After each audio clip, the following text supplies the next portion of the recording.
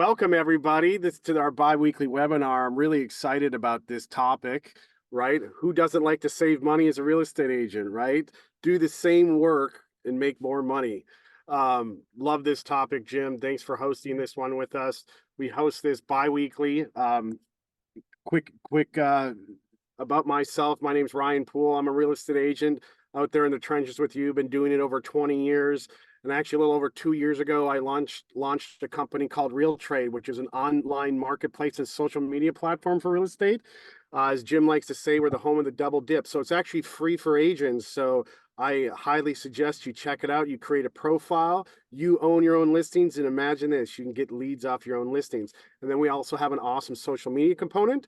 Connect with awesome service providers like Jim, like Jeff, that's on this call, where they can help you facilitate business and help you close deals quicker and more efficiently. So yeah, excited with Jim. You know, Jim is the founder of New Path Title, Title Leap, and James Brown Law. A lot of hats you wear there, Jim. But we do this bi-weekly webinar. One of Jim's favorite sayings, iron sharpens iron, right? So we all share information. If you have questions as we go through this very relevant topic about forming LLCs and help us agents save money that way and putting our businesses in those types of entities, don't hesitate to ask. So Jim, why don't you go ahead and do an intro? Absolutely. Thanks, Ryan. So I'm Jim Brown, and I've been doing this my whole life. I've never had any other jobs, and I'm in this at 40 years now, counting, with more passion than ever. The goal of this podcast is that you'll hear stuff here, broken down, new content you won't hear anyplace else. And the highlight of my week is actually working with agents. The highlight of any day is working with agents. So when you guys have issues, give me a call, send me a text, and let's figure out what's going on. There are no dumb questions. Everybody has the same pain in this room. I guarantee you, anything you contemplated that you think might be a foolish question, everybody else has suffered from too. We're going to try to keep this to 30 to 45 minutes. If you can turn on your camera, I don't want to guilt you into it or shame you into it, but if you can turn on your camera, I can see your reactions and we can move quickly through the material. There'll be a question and answer session at the end, and we're going to dump on you some time-saving tools that'll really elevate your professionalism. Say that 20 times fast. And you can always text me and put your comments in the chat, and we'll get to them. We got a small enough group, so if anybody wants to interrupt and it feels like a question that might be relevant to everybody, we can bring it up. Anything that's particularized to you, just don't hesitate to text me after the show. Jumping right into it. Is Pablo Noriega on here? No, I don't see Pablo. All right. I want to bring to everybody's attention, I want to momentarily mention something. Title advance. I've been sending out title advances now for the last couple months. And we've recently upped our game, and I've seen, yesterday I was working on 7 or so title advances I sent out. Every 4 or 5 of them had significant code and permit issues. It's just amazing to me. Now, I might be the closing agent on some of these and I might not, but the reality is all these things can get started ahead of the closing by the agent. They're not title issues. And if these agents that receive the title advances start on this stuff, none of these closings will get delayed. I saw another title advance I sent out last week with our main man, Ray and Danny. The title advance the realtor had been scurried into doing this listing very quickly, $1.2 million property. I got so they listed the property Saturday. Monday morning, first thing, we sent out the title advance. The listing showed up on our feed. We sent out the title advance, happened to be a realtor I know. There was 1.4 million in mortgages. They listed the property Saturday. They had showings on Sunday. They didn't enter into a contract, but the realtor spent his whole day Sunday working on this property. And on Monday, before it came to title, I contacted him and said, hey, you've got 3 mortgages and they are in excess of your purchase price. That realtor is so grateful, and we saved him so much work, and the benefit to him is so immeasurable that he was blown away. All right, enough of that. We're going to talk about, anybody want to mention Seitzer Burnett? the two statements that should be in your listing agreements. All your listing agreements should have two clauses in them moving forward after the Keller Williams settlement. Realtor fees are just put it someplace in the additional terms in an innocuous spot. All real estate commissions are negotiable, and you don't have to have a real estate agent to sell your house, and you don't have to pay the fees to the buyer's agent are negotiable and optional. If we had done this 4 years ago, I kind of think we wouldn't be facing this $200 billion suit situation we're facing now. My opinion, put it in there innocuously. It can really save you guys in your small brokerages where you're not affiliated with big shops getting all kinds of advice. It could save you a lot of time and headaches. All right, without further ado, jumping right into it. If I go too fast, please Want do to not, share your screen, Jim, so they can see the outline? yep, please do not hesitate to speak up. Can you Awesome, I guys, can see it. all right. So the goal today is do the same amount of work, make more money. The benefits to real estate agents of doing business through a limited liability company in Florida. A couple of basic operating premises I want to set out. The entity we're talking about is a Florida limited liability company or LLC.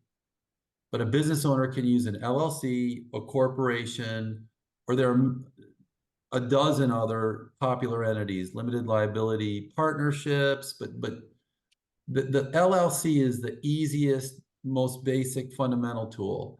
This is an outline, this contemplates a sole member LLC. A sole member LLC is a one business owner business. We're not talking about passive income businesses like real estate holding companies.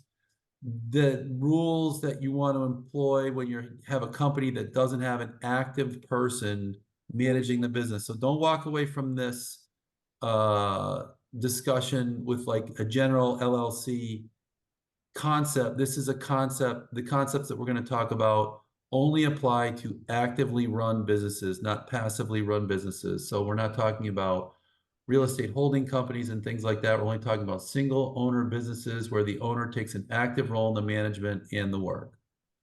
LLCs are the most frequently used because they are more flexible, less complicated to run, less reporting, less corporate formalities, and less levels of management. There can be a real estate group LLC with multiple members, but that gets complicated fast. Almost all real estate agents can benefit from being a sole member LLC. You're never supposed to make absolute statements as a lawyer, but I've yet to hear a story where an agent didn't say they got a benefit from being an LLC. Two main benefits of operating as a sole member LLC. Minimize self-employment taxes and insulation from judgment creditors. The two things I want you to walk away from today, that's it right there, those two concepts. Minimize tax, insulation from liability, your personal assets from liability.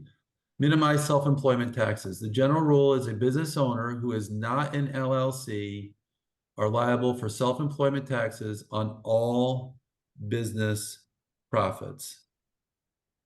These owners are taxed as sole proprietors, and as such, all income is subject to the self-employment tax, roughly 15%.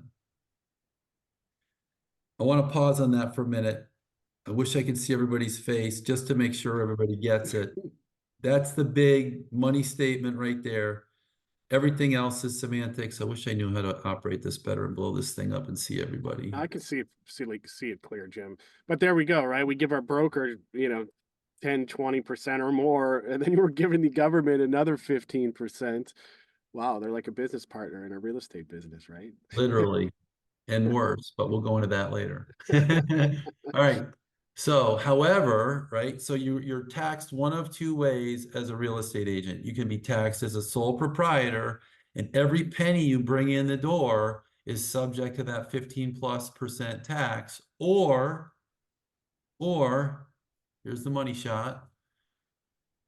You can do business as an LLC and you can pay yourself in two ways. You can pay yourself as a W-2 employee, that's a salaried position. And then you could also take distributions. Only the W-2 income is subject to self-employment tax. That's the second money statement I want you to take away from this. So we'll go over an example shortly. The distribution income is not subject to the tax. With this strategy, an agent can we got somebody to admit. With this state strategy, an agent can minimize the self-employment tax, which can be heavy when you start making more money. It's going to save you money at all levels over, anybody that's making a little bit of money, but as you start making more, the benefit to you is compounded. So let me ask you a real question. I mean, maybe you'll get into it, Jim, but like, what do you think the threshold is, right? Where, as far as money, where it really starts to pay off to make yourself an LLC? 50 grand, 60 grand? That's a good question. I heard a bunch of discussions on this topic. I listened to several podcasts as it pertains to agents, but we'll go over some other big, huge benefits and the goal is to minimize your tax. It is an LLC. The payroll tax is one of them, but there are several others. Minimizing the tax is the same thing as making more money. It's as simple as that. It is. You pay it to the government or you keep it in your pocket. You do the same work and you make more money. I'm still at 60 years old. I'm still learning about tax strategies. Preparing for this podcast, I learned of another tax strategy as far as passive income LLCs. The IRS only requires the W-2 portion be what a reasonable person would make doing that job. Please ask your tax advisors what that amount should be for you. But here's an example. Let's imagine you make 150 grand and your tax advisor thinks it's reasonable that you pay yourself $65,000. As a it could be less. It could be a lot less. As a non-LLC, your self-employment tax would be $22,500. Thank you very much. Stroke that check at the end of the year, $22,500. Mm-hmm. Period. End of story. Before income tax, before anything else. Payroll tax, right off the top, like Ryan said. IRS is now your partner. You got a broker and now you got an IRS partner. As a non-LLC, your self-employment tax would be about $22,500. But take that same 150 grand as an LLC and that same $65,000 reasonable income, and now your self-employment tax burden is $9,750. Thank you very much. Put that 10 grand plus in my pocket, and you did the exact same job. That's like making an extra sale every year. Oh, that's huge. What about too? I mean, I guess you'll get into it too about, I mean, can you still do the write-offs, right? Is that like $150,000 number? Like obviously us agents can write off, a lot of expenses, right? Dinners. Yeah, we'll get into that in a minute too. Okay, cool. So the two big takeaways are the two biggies: minimize your taxes and insulation from judgment creditors. This gets complicated fast in Florida, but if you keep separate books and records, which we'll go over in a minute for the LLC, and you get sued in any real estate practice, the creditor can get at your house and other assets. So if you're not an LLC, if you are an LLC and you get sued, and you follow all the corporate formalities, the judgment is contained to the assets of your LLC. So I know lots of agents, big, huge house, other properties, investment properties, rental properties, and unfortunately, people do get sued, and their other assets are not exposed to the judgment of that lawsuit because they have this separate entity, Jeff Stewart LLC, and that's the realtor they're doing business with. They're not doing business with Jeff Stewart, the person. They're doing business with Jeff Stewart, the LLC. And so any lawsuit, given certain guidelines, which we'll go over in a minute, is going to be contained to Jeff Stewart LLC, which is separate from Jeff Stewart, the person. Fraud, deceit, willfully negligent, or similar acts will break this protection. So you can't cheat somebody. You can't dupe somebody. You can't be dishonest. You can't knowingly violate Johnson v. Davis rules and get that protection. It just doesn't work that way. If everybody remembers, O.J. Simpson a million years ago sold everything he had and came down to Florida. I know I just dated myself and bought a homestead, but that whole thing, that whole concept, all those things get pierced if you're doing something wrong. So if you're doing the right thing and something boomerangs, I had one the other day where during the inspections there was a lot of damage to, there was significant damage to the house, and the seller brought a suit. They named the agent, they named everybody else that they could name, and if that suit, I don't think it's going to succeed, but if that suit did succeed, they would be able to get at nothing. So what does that mean? That means when you're maintaining your entity, take the money out of your entity as soon as you can. You don't want to leave cash in your entity. Hopefully none of this ever happens to you, but if you do have significant money that accumulates in your entity, hopefully that happens to you. But you want to pull that money out as soon as you can. How do you take the money out? We talked about it a minute ago. Salary, reoccurring salary, and distributions. You can pull out all the money you want as distributions, and that way your bank account is dry if, again, God forbid, something happens, there's nothing for the judgment creditor to go after. You must maintain the corporate veil. That is, you must maintain separate books and records and accounts. All income must be payable to your LLC and not you personally. I'm going to make that 2 bullet points. So you must maintain the corporate veil. That is, you must maintain separate books, records, and accounts. Every time, I'm gonna use you, Jeff, because I started with you. Every time Jeff gets income from this day forward, the income is gonna be payable to Jeff Stewart LLC. It's gonna go in the Jeff Stewart LLC bank account, which is not the Jeff Stewart bank account, or the Jeff Stewart and his wife's bank account, or any other bank account. Every time an income check is cut to Jeff, it's going to be to Jeff Stewart LLC, and it's going to go into that account.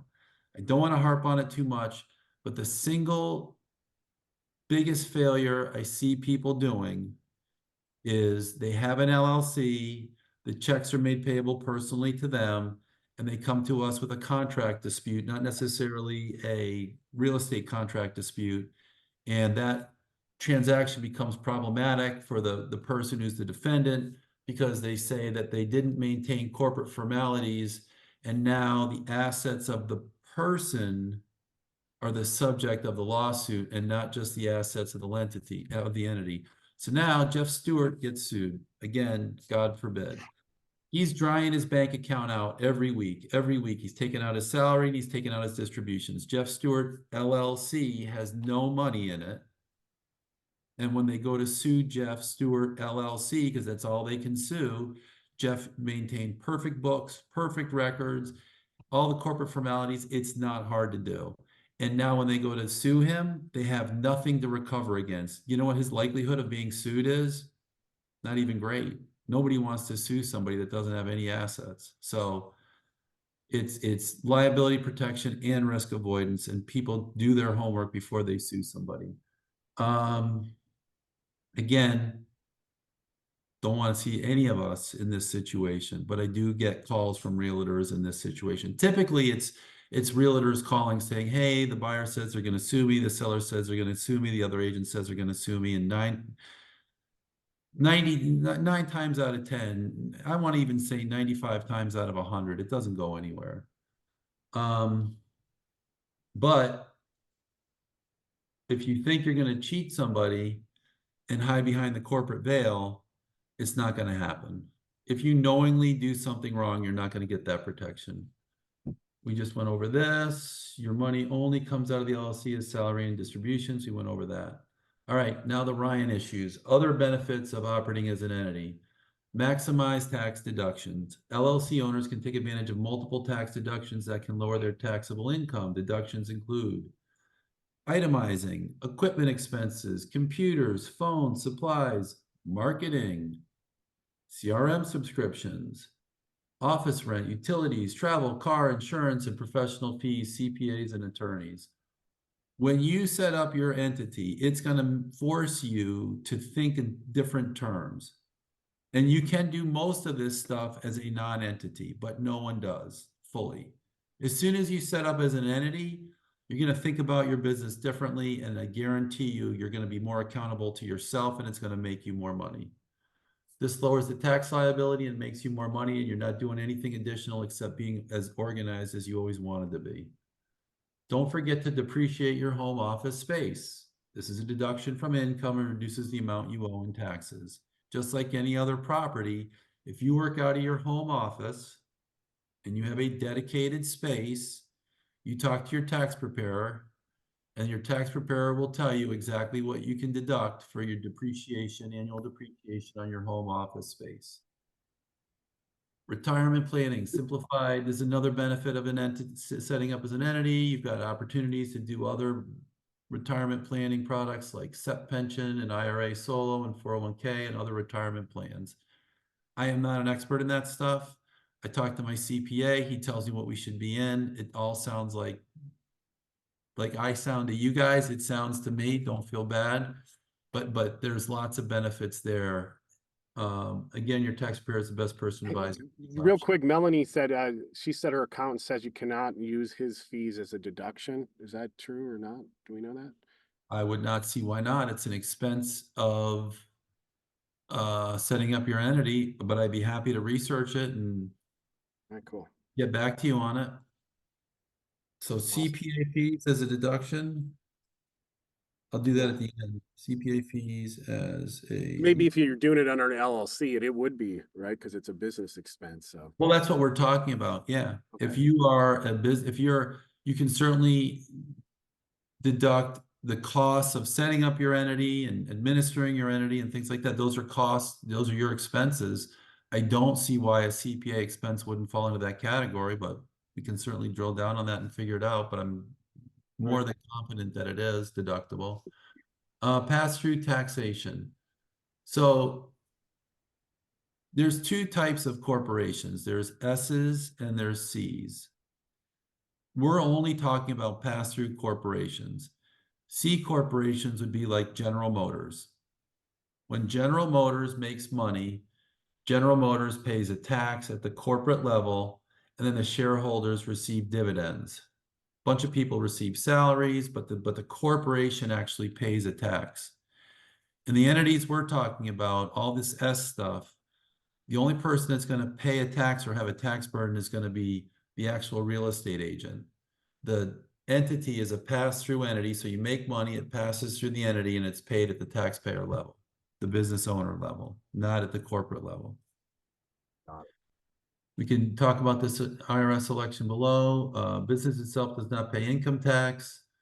The owners report the business income and deductions on their individual tax return, and the taxes are paid at the LLC owner tax return and at their tax rate. So there's no independent tax rate. It's all at your personal tax rate, which you're going to be taxed upon. Naming your business. So you've decided, you've talked to your tax preparer that this is the best way for you to go. The next step would be to name your business. Many agents name their entity Jane Smith LLC to optimize name recognition. Unbeknownst to almost all brokers and agents I work with, and I learned this one the hard way, School of Hard Knocks. There is a naming rule if you want to name your entity something other than Jeff Stewart LLC. So if you're going to name your entity something other than Jeff Stewart LLC, click on this link. Lots of agents want to do this. And then there's a list of the rules. Just coming through, Ryan. Yep. Let's see. Somehow it appeared behind my screen. We have the Ford Administration Code. Let's see. Yeah, when I pop up the link, it's appearing someplace that I cannot find. So if you click on this link, view notice, it's popping up somewhere behind her. Oh, here it is. No, it's still not, it's coming through on the wrong screen. It's not coming through on the screen I'm sharing. So if you click on that link, It's going to give you a list of things you can't call yourself, and they're real easy to figure out because you don't want the consumer to have confusion between your entity and the brokerage that you're operating out of. So the rule is pretty simple. You can't name yourself things like agency or agencies or brokerages or brokers or all the things that might make the buyer or seller go, is this the broker or is this an agent?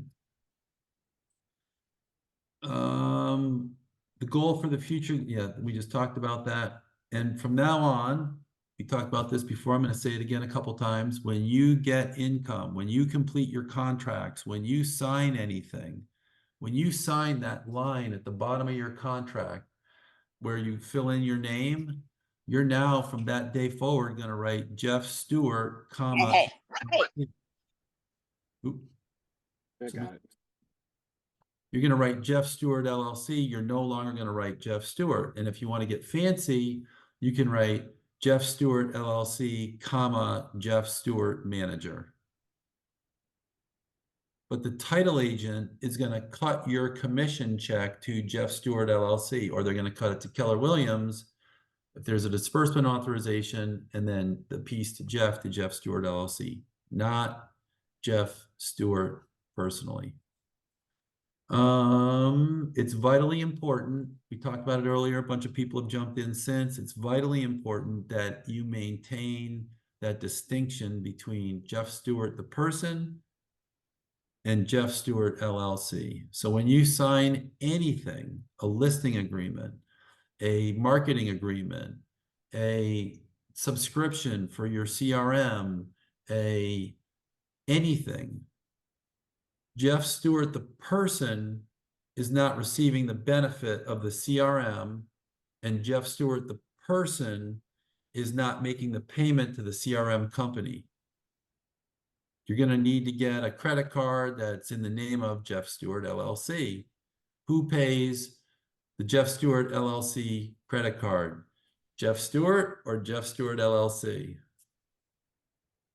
Jeff Stewart LLC. Yeah. Jeff Stewart LLC pays the Jeff Stewart LLC credit card. From its debit account, from its, it's From its Jeff Stewart LLC operating account. Bunch of people came in late. Anybody who came in late, I'd be happy to go over this real quick at the end. All right, so now you've got your name. Now you're going to go to the Sunbiz website and you're going to set up your LLC. It takes less than an hour. It's not complicated. You guys can get a copy of this outline, so you'll have a list of stuff you need before you set up your LLC. You need an entity name, which we just went over. You need a business and mailing address. That can be your own personal home. I should put this here. You're going to need a registered agent, and you're going to need a registered agent's address. Can be you and can be your personal home. Who is a registered agent to an LLC? A registered agent to an LLC is a person that anybody that can receive notice for the entity. So sometimes when you want to sue somebody, you don't know where to find them. If somebody wants to sue an entity, you go to Sunbiz, you look up the registered agent, and that's where you're going to deliver legal notice. If you're ever dealing with an entity that's a buyer or a seller in a contract, it is vitally important that agents take the time to put in the address line on the contract, the notice address. We've had so many transactions where one party was in default and the other party was delivering notice to an address that wasn't their legal address notice. Take 2 seconds in your contract and below where everybody signs, just give the address for legal notice. It can make a huge difference to your client. It can avoid you getting sued by your client. Not that the suit will stick, but it just saves a lot of heartburn because now everybody knows when something goes wrong or right, where the notice goes. Everybody know what I'm talking about? If anybody doesn't know what I'm talking about, raise their hand. This is vitally important in every contract you ever do. All right, Federico, so here, I'm so glad you asked. In the contract, you have it as one of the tabs, Alta-Star there, Jim, to the right of your. I mean, I know what you're talking about. I do it all the time. Okay, good. All right. If anybody doesn't know, just let me know. Are we still screen sharing the outline, Ryan? Yep, yep. Outline still clear. Right below where you sign, you got to put an address in for legal notice. I can't tell you how much unnecessary heartburn I've seen in 40 years of people not putting in that address. We were talking about registered agent. That's who's going to receive the service of process. Very important. Sorry, I jumped ahead. Manager's name and address can be you in your home. And then you need a credit card to pay the $125 fine fee. $125. Don't run, don't walk. All right, the registered agent's person entity that receives service processing, went over that. Why did I say when we were talking about who the managers are, I didn't mention who the members are? This is a hugely important distinction. I'm going to pause on this for a second. This is a little divergence from the whole benefits of an entity. But when you talk about entities, we're talking primarily about LLCs. There's two types of people who are affiliated with LLCs: managers and members. Managers run the company. Members own the company. Members can be managers and managers can be members, but they're two separate classes of people. So when Jeff files his LLC, he's going to file his LLC as the manager. He will not tell the world who the member is. He's not going to tell the world who the owner is. I see lots of rookie LLCs filed by people who are going to do it themselves. We see dozens of real estate investors that are going to do it themselves, and they file their LLC and they tell the whole world who the member is, and they tell the whole world who the manager is. The state does not require that you tell who the member is. The state does not require that you tell who the owner is. The Sunbiz records can be searched by anybody easily and quickly. And if Jeff tells the world that he's the member, now he's told the world that he owns the company, and he might just be a hired manager. Ryan might own the company. Ryan is the member. But Jeff Stewart LLC is managed by Jeff Stewart. And so Jeff Stewart is the person, is the entity, is the person that everybody requires the state disclose to the world. One other raised their hand. Who had a question? That's me, Jim. We've got a couple of questions in the chat right now. One is registered agent and manager. Are they the same person? They can be. So you can have the same person with the same address and the same business address all the way throughout. Jeff Stewart, 123 Mockingbird Lane. He's the registered agent. That's the business address. That's the mailing address. He's the manager. Lots and lots of attorneys will try to sell you, or entities will try to sell you on their registered agency services. We do it for people if they want it. It's not expensive, but you don't have to do it that way. Don't make it more complicated than it has to be. However, if you're traveling a lot, or you do business out of the state a lot, or something, you may want to have a separate registered agent, be an attorney, or be a registered agent agency. Federico. Yeah, so I have a listing, it's a rental, and I received a prospect tenant from New York. And I went to the State Department to check the managers on the company, and it was completely blank. And when I requested the bylaws, they say we're not sure the bylaws. So I was completely in the dark. Of course, I refused this guy, but how is the disclosure on the website of the New York? I don't know how you bring up this is kind of the discussion's going in the direction I really like. And I don't know how the state secretary of New York allowed that entity to exist without requiring the disclosure of the managers, but evidently they did. But you bring up two really good points, and that is, how deep do realtors want to go in doing research on an entity and figuring out who's who? And you don't want to waste your time and get to the closing table and have done all that work and realize you were working for the wrong person. So that's a practical issue. You go on a listing appointment, you see the property is owned by an LLC, You go to the SunBiz record, you see who the managers are, the managers, not the members. MGR, not MMB. You see who the managers are, and you make sure you get your listing agreement signed by one of the managers. It'd be nice if you get all the managers, but right now you just want to get out of there with some obligation and you get one of the managers. If they're all present, you get them all. Now you know you've got the people on notice that are going to have to sign the contract and the closing documents. I hear all the time, I'm the owner, I'm gonna sign everything, and then there's a fight and somebody else is the manager. You want to make sure at the end of the day you're getting the right person with the right authority. The other point is, you've got in a corporation, you've got multiple layers of management and ownership. You've got boards of directors, you've got presidents and vice presidents and secretaries and treasurers, and you've got shareholders. Much more complicated than LLCs. General rule, keep it in the back of your mind, if the person you're meeting with is a director, EIR on the SunBiz record, they cannot bind the company. If the person you're meeting with is a shareholder, they cannot bind the company. Only if it's a corporation, only the president, vice president, secretary, or treasurer can bind the company. And ideally, you'd like to get the president. But I don't know how a state secretary can have an entity exist without the public being able to know who runs the entity. And we're at 36 minutes, but I want to digress just for a minute. I have a property up in Stewart I was renovating. I got the property in a crazy sequence of events, and so I contacted a couple of different people to give me proposals. I got a proposal from a company that a friend of mine had done a bunch of work with, and he said, these guys are great.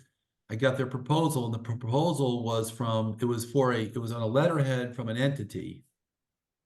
And I won't say what the entity was, but immediately before I wrote the check for the first third of their deposit on the work, I went to the SunBiz website. It was a pretty sizable check. I think it was 20 grand worth of work, the first third up front. So I did a little research, took 2 seconds, did it on my phone. And sure enough, the person I'm talking to is not listed as a manager on the website. And the address that they were giving me and the place they wanted me to sell the money to get started didn't have a business name that related to the caption on the proposal for work. But the big thing was I said, I think the gentleman's name was the manager. I said, how can I find Oswaldo? I want to talk to Oswaldo. And as soon as that conversation came up, boom, the thing went radio silent. So I don't know whether this guy was taking somebody else's license and entity and collecting money. We just handled a case the other day where there was a contractor who was using a similar named contractor's business for them to do work in a condo. Take 2 seconds. It's not a big lift. It's all so available to us to figure out who's supposed to be responsible for that company, who has authority to bind the company, right? That's an important concept as agents. When you want to go to a listing appointment, you want to know who can bind the sale, who can has the authority to make that contract happen. We've done we've done it before, but we can do a whole nother podcast on entities and who can sign and trusts and how you figure out who you're dealing with and how to make sure things don't dynamite right at the closing table at the last minute. And we've seen it. We've seen it. Partner fights at the last second, all the good stuff. All right, let's keep going. We're at 41 after, Jim. My advice is you do not post. Okay, here is another valuable piece of advice. We can fly through the rest of this pretty quickly. Do not post your EIN on your SunBiz filing. I've listened to so many discussions about filing entities in Florida and throughout the US. I've never heard anybody give that advice, but I can tell you from practical experience, I'm sure other people are giving it, I just haven't heard it. From practical experience, we have clients and a person in this office who has had over $1 million in income attributed to them for income they did not earn. And now they're locked with the IRS, trying to convince the IRS they didn't make that money. Why? Somebody set up an Amazon account. They went in, they stole their EIN, they stole their business name, and they started doing business. And we have a woman in this office. She has a little dog pet products company, and somebody sold her Amazon, her EIN, started an Amazon delivery business, and she has $1 million in income she didn't earn. She's arguing with the IRS that she doesn't owe. Every year you'll need to update your annual report. It's easy. There are unnecessary upsales that the state will try to sell you and you don't need, and there are unnecessary upsales you'll get from third parties. You got to look at the seal. It's going to have the state secretary seal on it, but everybody's going to try to sell you something and tell you you need these things to do business, and you don't need any of that stuff. Once you do that basic filing, you don't need to spend any more money on entity administration. Do you need an operating agreement?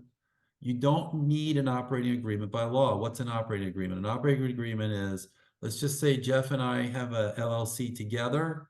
The operating agreement says when money comes into the entity, how much Jeff gets, how much Jim gets. As a sole member LLC, you don't have to have an operating agreement. You don't even legally have to have an operating agreement as a multi-member LLC, but it's a much better setup to have. But as a sole member LLC, your bank may require it. Some do, some don't. I've set up lots of accounts without them. And we talked about that. And there's a state statute that governs the administration of a sole member LLC. So some bankers are going to say we need it to open the account, and some aren't. I didn't say this, but you can easily Google sole member LLC and use it and throw it away. You just don't need it. It's not something, once you sign an agreement with yourself, you can break your agreement with yourself. So tearing it up and throwing it away is not a violation of law. Your LLC needs an EIN from the IRS, so the electronic identification number is not hard to obtain. You click on this website, you're going to need the same information you needed for filing your LLC. The biggest problem I see is people go on their EIN filing and they don't enter the name in exactly. What do I mean by that? Jeff Stewart LLC is a different entity than Jeff Stewart or Jeff N. Stewart LLC. So his middle name is Nelson, and Jeff Stewart LLC is one entity, and Jeff N. Stewart LLC is another. You fill out your EIN and you don't use the right name, and now you've got a problem. When you file your LLC with the state, it's going to ask you for your EIN number. You're gonna click the thing that says applied for. If you don't want to post your EIN, click the election that says applied for. That way you don't post your EIN, and then when somebody goes to your SunBiz record, they're just going to see the words applied for. They're not going to see your EIN. Your EIN is like your social security number. Would you ever put your social security number online? No. You never want to put your EIN number online, my opinion. And I don't know any laws to the contrary. Go ahead. What's up, Danny? Is there a way to remove your EIN if it was included with your registration on sunbiz.org? Good question. So when you go to renew your filing, or at any time you can change your filing for a fee. I think changing your filing is $125 or $175. You can take your EIN down, and then when you go to reapply the next year, you can click applied for and take it down. You can also apply for your EIN over the phone. It's going to take 2 weeks. If you apply online, you get it instantly. You'll need your entity's exact name. We talked about that. You'll need to file a separate tax return for your LLC, but you'll pay no tax at the tax level. It's a flow-through entity. You got to file a reporting filing. It's going to be an accounting of what happened, but it's going to flow through to you personally. Our CPA, we have several entities we file. He charges $250 for the additional filing. It's not a big deal. If you're doing it without other entities, you're filing and your tax preparer is already preparing your taxes, it may not be $250, but it shouldn't be that much money. You need a separate bank account. From now on, all your income is payable to you, to your LLC, deposited in your LLC account, and you take the money out as salary, distributions, or expenses. that credit card bill that Jeff Stewart LLC received. Jeff's going to do an online payment from Jeff Stewart LLC's bank account, and it's going to pay off the Jeff Stewart LLC credit card. It sounds like a lot of work. Trust me, you'll thank me. Here's why. You're going to get organized. That Jeff Stewart LLC credit card comes with a statement. That statement talks to QuickBooks. And when you go to do your taxes at the end of the year, there's no more scrounging around looking for stuff. And now your tax return is going to be so much easier. BOI reporting, it's a new law in Florida, throughout the United States, actually. FinCEN requires LLC owners to tell FinCEN who owns the company. FinCEN, it's cheap, fast. It's just another regulatory pain in the butt, but you got to do it because the fines, I believe, are $1,000 a day after a certain date. If you have a new entity, they give you a grace period to set it up. Just do it. It takes 2 seconds. The penalties are huge. When we were talking about the entity formation above, I said you don't have to tell the world who the owner is. FinCEN requires you tell FinCEN who the owner is, but FinCEN does not disclose the owner to the world. Sunbiz and the Florida State Secretary don't care who owns your company. They only care who manages your company. If you contact a termite company, you should only be signing a contract with the person who can bind the company. FinCEN cares who owns the company. They don't care who can bind the company. Anybody has any questions? It's complicated, but it's not, but I'm happy to answer any questions on that. Payroll, if you want to take advantage of the break on self-employment taxes, you'll need a payroll company to manage your salary.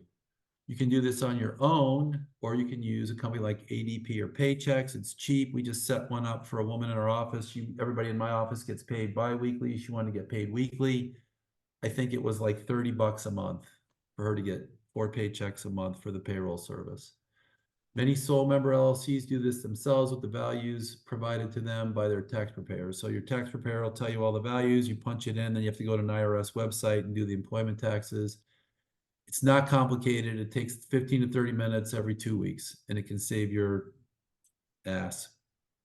You're going through all the formalities. It'll save your money, and it'll save your ass because the exposure that you're reducing to your personal assets. Everybody knows about homestead in Florida, but a lot of people have nice cars, nice second houses, nice whatever. All those things can be exposed to a judgment if you're not an LLC observing corporate formalities. I know a realtor that lost a house and the keys in that situation, second home. Business insurance. Although most agents do not do it, it's highly recommended that you maintain business insurance. It's cheap, it's easy, and it can be invaluable. The biggest pain of the business insurance is it just takes a little time to set up, but it doesn't take much time at all. Whether you're an LLC or you're not an LLC, you should have some low level of business insurance as an agent. Sandy at National. Let me ask a quick question on that. Like, like most agents, their broker has E&O insurance, umbrella policy, right, for their agents. Talk to your broker. Good question. Yeah, See if it's covered individually. Yep. Yeah, it would cover the LLC too. Okay, great. Talk to your broker. I should throw that in there. See if your broker's policy covers you. We also have a bunch of people on this podcast every week who are small brokerage, small boutique brokerages. I love the small boutique brokerage, and it's very important that small boutique brokerages explore this coverage. Sandy at National Risk does an awesome job for me and all our clients. I get all my stuff from her. You guys, if you have an insurance issue, you're going to a closing. We're doing a closing the other day, yet last night. We've been working this thing feverishly for the last few days. We get to the last minute. The contract says it's a strange transaction. It's a redemption. It's a foreclosure. There's some holdover issues after the closing that have to be satisfied, and then title can be perfected. But the issue was at the last minute, the contract said that the seller was going to provide insurance till the title was perfected. At the last minute, The seller said, I don't have any money. And everybody on the seller side was telling the buyer side they didn't have any money. The moral of the story is we called Sandy. She bound the policy with a builder's risk policy. Ryan and I did a earlier podcast on this. The builder's risk policy cost $750 and it bound it for 6 months. They burned up $750 in lawyers' fees arguing about this issue for the days prior. Just the builder's risk policy, it's cheap, it's quick, it's easy, and you can get the thing in place at the last minute. And Sandy's expert at all that stuff. All right, in summary, an LLC takes a little entity filing work every year. An LLC takes a separate bank account, and an LLC takes a little accounting work. A QuickBooks Online account or a CPA prepares a separate LLC tax reporting, and ours does it for $250.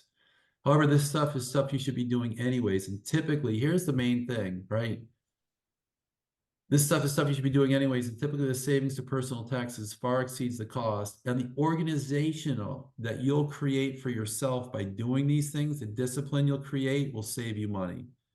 So even though a lot of these tax saving benefits, not all of them, but some of them you can receive as a sole proprietor without being an LLC, no agents that I talk to do it. Maybe you guys do, and that's awesome. But the LLC will force you into that organization. At the end of the year, your tax preparation will literally be a click of a button. And if you have a tax preparer and you're making a lot of money and they can log in and they can see your accounting throughout the month, when you get to the end of the year, you're not going to get that big nut to spend on the CPA to put your taxes together. We did a deal with our CPA this year. Every month he goes into our accounts and looks at our accounts for a couple of bucks a month, reoccurring fee. And at the end of the year, my tax preparation bill is $0. Hopefully you'll never need it, but the insulation from liability can be invaluable. And you must consult your tax preparer for an opinion on your personal tax situation. We're at 51 minutes, you guys. All right, we just have this is awesome, Jim. Great info, but a couple quick questions. First, Richard had one that we'll ask about the Seitzer Burnett thing, but Melanie had a question here. Since realtor incomes are vary each year, in your opinion, is it worth it forming an LLC if your income is below 50,000? You should talk to your tax preparer, but that's like the threshold. Okay. Like the threshold. I mean, certainly if you're making 25 grand a year, you don't want to do it. After that, you know, 50 is probably right around the area where you're going to start to get some real benefits. Mm-hmm. You know, the question is, how much can you pay yourself a reasonable salary, do the similar job? And then it becomes a real business issue, right? Because there is some money involved in filing your entity. There is some money involved in having a separate bank account and doing some accounting work. There is some money involved in that and some time. All those things are things you should be doing as a non-entity, except for the separate bank account, but there is a little bit more time involved. I mean, the reality is during COVID, a whole bunch of us went into self businesses, sole proprietorships, our own businesses, went into business for ourselves. And very few of us took on the challenge of doing the proper accounting, and now we're getting hit with our first or second tax preparation event, and it's a pain in the butt. It's a pain in the butt. Having been there a few years ago, it's a nightmare. But if you do these little things along the way, a good buddy of mine is a welder. I set him up recently. He's a fabricator, and now every job that comes in, he runs it through his QuickBooks. I forget, it's a real simple QuickBooks setup, and he takes pictures of the receipts. Now his tax prep is nothing. And I saw Federico nodding as I was saying that stuff. I don't want to call you Right, out. Everybody's had that pain, right? Anybody who's not nodding is not being realistic, you know, it's not being honest, because preparing for taxes is a pain in the butt. And if you do the little pieces along the way during the year, it's less of a pain in the butt at the end than it is at the end. We have a couple more questions. Still that one from Richard we'll get to Seitzer Burnett. But Beth's has number one, do you have a good CPA you can share? And when would you change from an LLC to an S Corp? What's that threshold from LLC to an S Corp? So there's two different things. So yes, we have an awesome CPA. His name is Saeed. We started doing business with him this year. He's very proactive in your businesses. He gives great advice. I'll be more than happy to put his name in the outline. And I highly recommend him. He's a pleasure to work with, and I've worked with a ton. And then the other question was LLC, S Corp versus LLC. Think of an LLC and a corporation like Flavors of Ice Cream. LLC is one type of ice cream, and a corporation is another type of ice cream.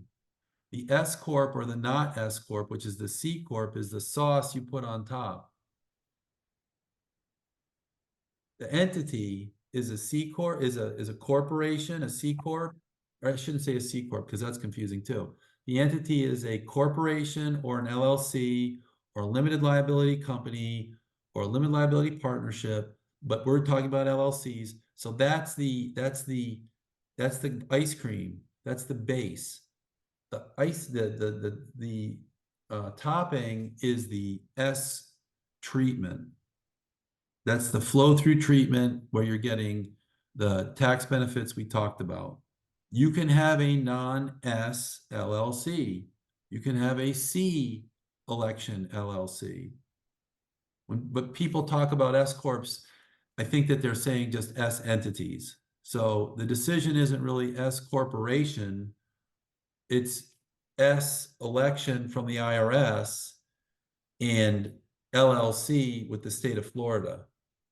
So the S election is made with the IRS and the LLC is decided with the state of Florida. I see Ryan's having pain on his face. Am I not explaining that well? Yeah, I know. I mean, you're explaining it well. We have a couple other questions, Jim. Go ahead. Explain it pretty good. Well, let's get over here to Richard's question because he wrote it a little bit ago and it goes back to the Sites of Burnett, not to transgress, but is it required by the state of Florida for those additional terms that you had mentioned? All fees and commissions are negotiable. You're not obligated to pay a buyer's agent commission. You're not need a real estate agent. Is that like required right now by the state of Florida? No. So when Sites Burnett settled, when Keller Williams settled their piece of the Sites Burnett lawsuit, so a couple of brokerages settled up front, a couple of brokerages got judgments, and Keller said, "Whoa, we're in the sites, we're tapping out." They settled. I forget what the settlement was. What was it? 80 million, 84 Yeah. million. It's close to And that. part of the settlement agreement, what was proposed, and the judge was going to approve it. I don't know if it's been approved yet. No, it hasn't been approved yet or not. But part of the tentative agreement was the judge said the language had the settlement agreement said that the language had to have those two stipulations in it. That is not required by law. That makes everybody uncomfortable. There's no doubt about it. Nobody wants to put that in a listing agreement. I'm just giving you guys advice. I don't want to, don't shoot the messenger, but this wasn't an original thought of mine, although I did think of it on my own before I heard about it from other sources, and now I'm seeing it showing up in the settlement. And I can only tell you that I think if we had implemented this at the filing of the lawsuit in 2018, that the lawsuits wouldn't have gone the way they did. So it's not a law. It's All right. We're getting here to the top hour, but another quick question from Natasha, then we can wrap this up. I'm a real estate broker associate, but I'm also an MLO. Can I just deposit the origination fee into the LLC account? your mortgage loan officer. So you're an MLO, but you're doing business as the MLO as an entity, right? So what was her name, Ryan? That was Natasha. So Natasha is doing business as an MLO. Your employment is an MLO, but are you doing business as Natasha or Natasha LLC? So the answer would be if you're doing business as Natasha LLC or Mortgage Loans LLC or Yeah, something. she is. Yep. Then the money, the checks that you're receiving, the income you're receiving should be payable to Natasha LLC. And Natasha LLC should have a bank account and a credit card and take the money out of Natasha LLC as salary, expenses, and distributions. But if you set up Natasha LLC and you get payments to Natasha, they go in your personal account, you can't legally take those benefits, and you're still subject to the exposure from creditors if somebody sues you. And we know there are lawsuits in mortgage lending, unfortunately. Awesome, Jim. You got it in the weeds on this one, Jim, but thank you so much for sharing your expertise here. Let's put a bow on this. Again, guys, thanks for tuning in. We do this bi-weekly, so tell your friends, tell your fellow colleagues, share information. It makes the industry better, helps us. And right there, we got information that could save you tens of thousands of dollars a day. So you get to work less. Again, my name is Ryan Poole. I'm not only an agent here for over 20 years with you, but also founder of RealTrade. I implore you to check RealTrade out. If you're an agent, you can get free leads from literally 10 minutes of work, make tens of extra thousands of dollars. And there's agents on there right now doing that. And of course, you can network with the awesome service providers like Jim, like Jeff Stewart, who was on this call that want to help you do business and help you close deals, right? Ryan, how many agents do you have on RealTrade? So I'm proud to say now we have over 2,000, Jim, from over 200 different brokerages. So really excited. So You yeah. get a seller that wants to sell something, they don't want to list it. Now you guys have a forum that you can advertise it. You get a buyer that's looking for something, you can ping 2,000 agents with one call out, one shout out, and see what they have in inventory. No, I would love, maybe we should do a webinar one day just on RealTrade stuff. But yeah, it's pretty awesome, guys. Bunch of fun tools. Best part is it's free for agents. We do have a premium agent feature that we have that we're launching some more tools to it, but it's free for you. Get your free leads, guys. Check it out. Create a profile. It's free.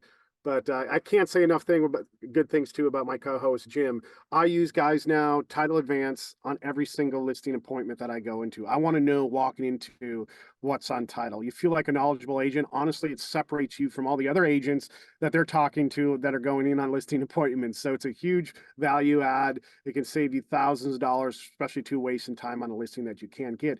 Can't say enough things about New Path Title. I use them for all my awesome closings. You know, I've never had one issue. Everything has been smooth.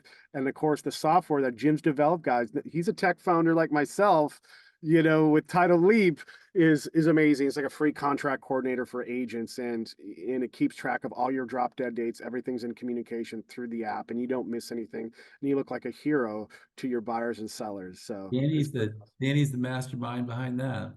yeah. So go ahead, Jim, close us out. All right, you guys, this is the best part of my day. This is the best part of my week. Call me with anything you need. More importantly, or more easily, just send me a text. You can go to New Path Title or titleadvance.io to get your title advances. I give you guys 24/7 attorney support. If you text me with your issues, I'll always turn this stuff into other content that'll help other agents. You can get my mobile number at newpathtitle.com. And James Brown Law is standing by to take care of all your evictions or your code violations or your partitions, or you got two people fighting and they don't think they have an out, and they're not. You got two people fighting one property and one wants to sell and one doesn't. That's a great referral for me. We can do what's called a partition. We'll make that sale happen. I can't tell you how many agents call us and they say, "Oh, I didn't know there was anything we can do. They were just fighting." If two people are fighting about what to do with their property, and one of them wants to sell, we can get that property sold. Yeah. You guys need hard money? We know where to find hard money. All the good stuff. Oh, and the hard money pays points to realtors too. So if you refer us a deal, even if you're not the agent in the deal, we pay 1 to 2 points on hard money. All right, that's it. Awesome. Thanks, Jim. Thanks everybody for tuning in. Good luck out there. Happy selling. All right.